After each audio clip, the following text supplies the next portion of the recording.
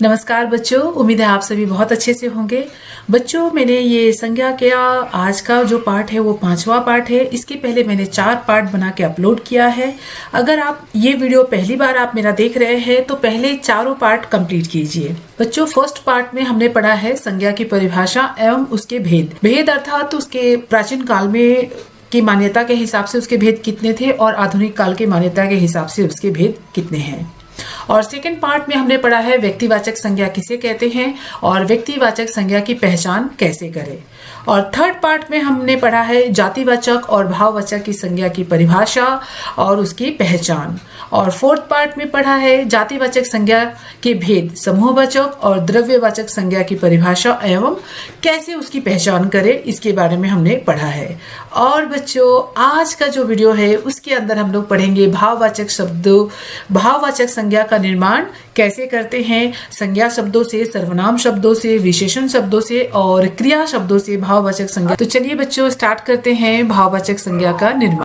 अब देखते हैं भाववाचक संज्ञा शब्दों को क्या करते हैं। हमें भाववाचक संज्ञा शब्दों का निर्माण संज्ञा शब्दों से करते हैं या सर्वनाम शब्दों से भी करते हैं, विशेषण से भी करते हैं और क्रिया के द्वारा भी होता है। तो एक एक करके हम इसके बारे में देखेंगे।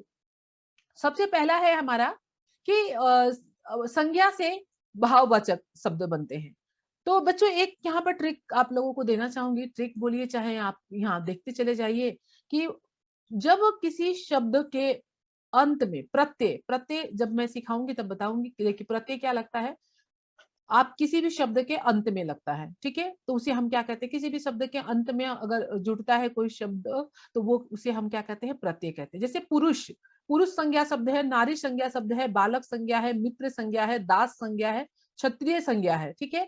लेकिन उसमें हमने त्व प्रत्यय जोड़ दिया, त्व प्रत्यय जोड़ दिया, ता प्रत्यय जोड़ दिया, तो ये सारे क्या हो गए, आपके भाववाचक संज्ञा हो गए।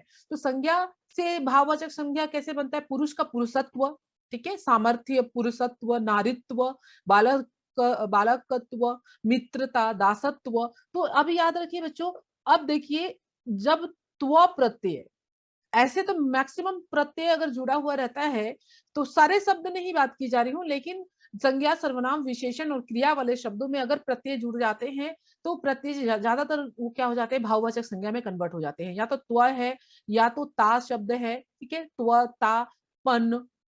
ये थोड़ा सा 3-4 बात ध्यान में रखेंगे तो आपका इजी हो जाएगा। जैसे देखिए त्व, त्व, त्व, ता, त्व, त्व, नारीत्व, छत्रित्व, दासत्व, ठीक है। तो ये क्या हो जाएंगे, आपके भाववाचक संज्ञा में हो जाएंगे। ये बहुत इजी हो जाता है बच्चों। इस तरीके से अगर हमने कुछ ट्रिक याद रख लिया तो पहचानने के लिए भी बहुत इजी हो जाता है। नेक्स्ट है सर्वनाम शब्द। अपना से क्या बन जाता है, अपनत्व। यहाँ पर भी त्व आ गया। देखिए निजत्व, सर्वस्व, सर्वस्वपन, ठीक है, अहम। अभी बोलेंगे ये सर्वनाम शब्द कहाँ होता है मैम। अहम मतलब होता है ना मेरे, मेरे लिए बात करें, स्व मतलब भी मेरा, मम मतलब भी मेरा। ये सब हम संस्कृत शब्दों में भी इस्तेमाल करते हैं। मम, स्व, अहम, ठीक है, प्राया, पराया, सर्व, ठीक है। तो ये सब, ये सारे आपके क्या है, सर्वनाम। ये भी सारे सर्वनाम शब्द है। और इन सर्वनाम शब्दों को जब हम त्व जोड़ देते हैं, पन जोड़ देते हैं, त्व जोड़ देते हैं, तो ये क्या बन जाता है, किसमें बन जाता है, ये आपकी भाववाचक संज्ञा में परिवर्तित हो जाता है, भाववाचक संज्ञा में परिवर्तित हो जाता है। ठीक है बच्चों, नेक्स्ट चलते हैं हम। नेक्स्ट है आपका संज्ञा से भाववाचक हो गया था, सर्वनाम हो गया। विशेषण से, अब विशेषण में ज्यादातर आपका आता है ता प्रत्यय। विशेषण वाले शब्दों में जैसे सुंदरता, वीरता, मिठास, निर्बलता, मधुरता, सफलता। अभी देखिए कुछ एक दो शब्द है जो कि अलग है, नहीं तो मैक्सिमम ता वाले वर्ड यूज है, ता प्रत्यय यूज किया गया है। देखिए ता प्रत्यय यूज किया हुआ है, ठीक है। एक चातुर्य और एक मिठास में, मीठा प्लस आस करके मिठास, तो ये सबके अंदर क्या है, प्रत्यय जुड़ा हुआ है, ठीक है बच्चों।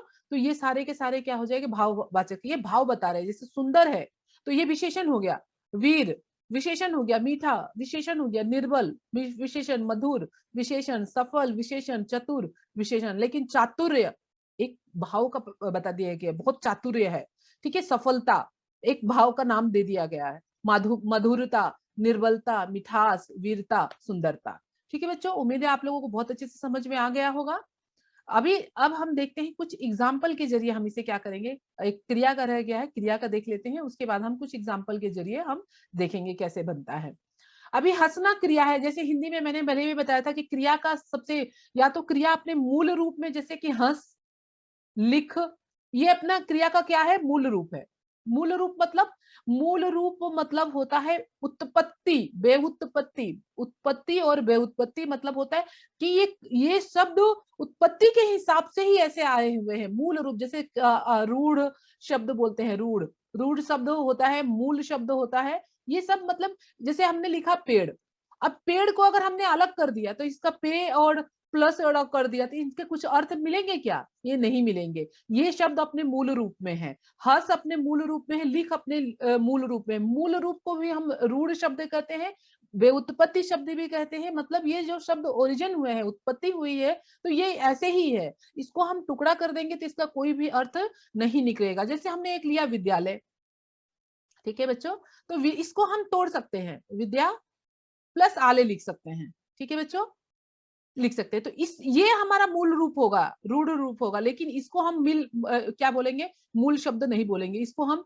रूढ़ नहीं, यौगिक शब्द बोलेंगे। क्या बोलेंगे हम, यौगिक शब्द बोलेंगे इसको, ठीक है बच्चों, आया समझ में। तो ये जो क्रिया है, क्रिया के अंदर अगर ये लिखना, हंसना, मिलान, कमाना, बोलेंगे मैम ये आप मेरे को क्या समझ, तो ये तो कभी कभी कुछ कनेक्टेड बातें रहती हैं, तो रिवाइज कर लेने में कोई बुराई नहीं है, रिवाइज कर लेना चाहिए। लेना देना, तो क्रिया के अंत में ज्यादातर मैंने क्या बताया था, हिंदी में क्रिया का सबसे प्रमुख लक्षण है पहचानने की, ना प्रत्यय लगा हुआ रहता है। अगर ना रहता है, या तो मूल रूप में होगा तो ना नहीं होगा। जैसे मैंने बोला, क्रिया अगर मूल रूप में होगी तो ना नहीं रहेगा, लेकिन अगर हम क्रिया का प्रयोग करते हैं ज्यादातर वाक्यों के अंतर्गत, तो ना प्रत्यय उसमें अंदर जुड़ा भी रहता है, नहीं भी जुड़ा। जैसे जैसे मुझे खाना नहीं खाना, तो खाना, खाना भी क्या है एक, और उसका मूल रूप बोलेंगे तो खा होगा, और अगर प्रत्यय जोड़ देंगे तो हमारा खाना हो जाएगा, इस प्रकार से।